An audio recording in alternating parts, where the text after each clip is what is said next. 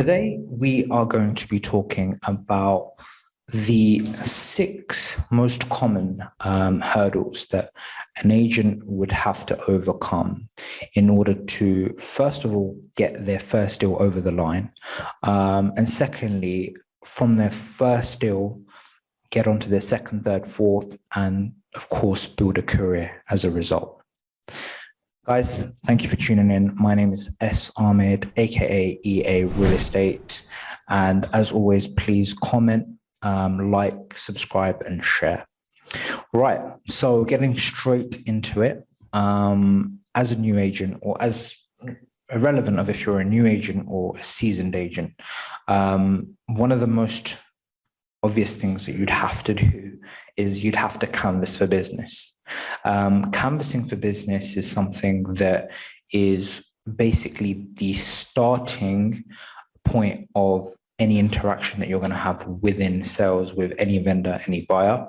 But it's also the cornerstone of your business. Without canvassing, there's no growth, and definitely, there's no foundation whatsoever. So what is canvassing and what does it entail?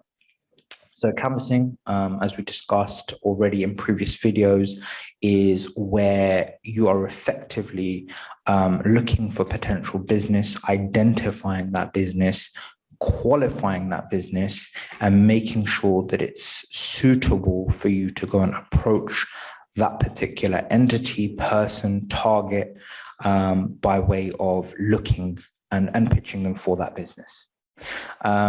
Canvassing, in our experience, is always best done over the course. It is best done daily.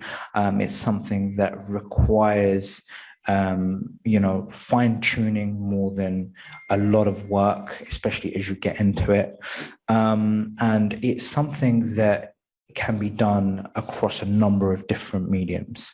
We're not going to get into how to canvass or what ways of canvassing there are in this particular video.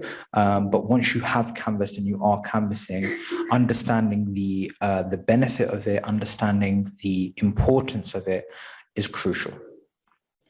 Once you have overcome that canvassing hurdle, so to speak, once you've overcome that hurdle, once you understand the importance of it, once you scheduled it into your daily, weekly, monthly routine, and it's now almost a reflex, the biggest hurdle after that is, without doubt, reaching out and pitching that business. So that could be door knocking, that could be cold calling, that could be, approaching a business or a referral or a buyer or a seller, cold. And that in itself is a whole nother hurdle. And again, it requires a whole different level of understanding, a whole different skill set, and is without doubt, what's going to stop you or what's in your way to getting on your next instruction. Without door knocking, without cold calling, your canvassing is pointless. And once you have door knocking or cold calling or any of the methods that we've discussed, in order to pitch business, once you've once you're in the process of doing them, it's something that requires, again, consistency. It's something that needs to be scheduled in to your diary on a weekly basis, monthly basis, and will be the reason that you get the instructions that you require. So that actually leads us on to our third hurdle. So once you have, once you've done the canvassing, you've now door knocked, you've now cold called, you've now pitched for business. The chances and likelihood of you getting business on the first interaction or first approach is very, very minimal. In fact, it will hardly ever happen. So the next thing that you have to overcome is follow-up.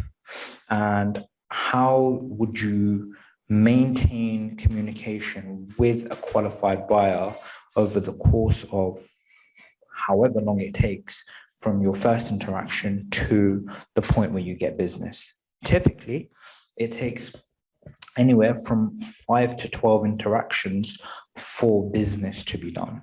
And 5 to 12 interactions the first four of those interactions could be no contact. So you may not be able to get through to that lead whatsoever. Do you abandon that lead at that point? Do you say no? You're not gonna pursue that lead, especially if you know the statistics. So it's something to bear in mind. But yeah, once you follow up, that's when you're going to be getting your instructions.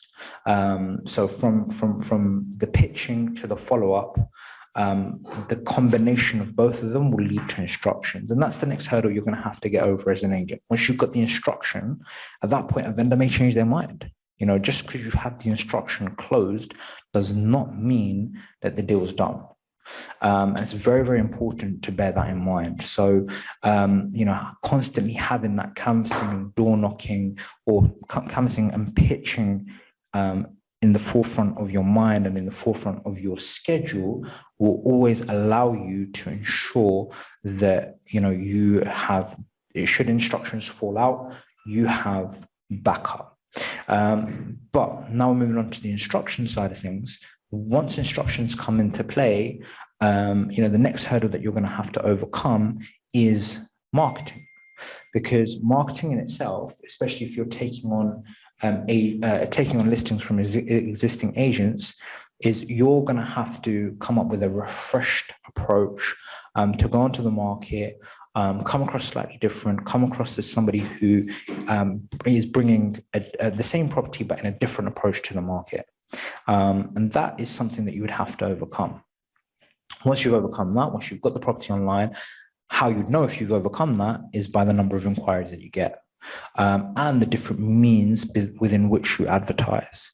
And the next step is obviously to manage the viewings, manage the incoming inquiries, how best to make sure that you qualify them, as we've spoken about in previous videos. And once you've done that, to coordinate them into a systemized viewing manner, whereby you're able to utilize the best qualified offer for the property. And once you've got that and you've presented it to the vendor, you want to present what works for both parties. And ideally, your due diligence and your qualification should be the reason that hopefully this deal will not fall out.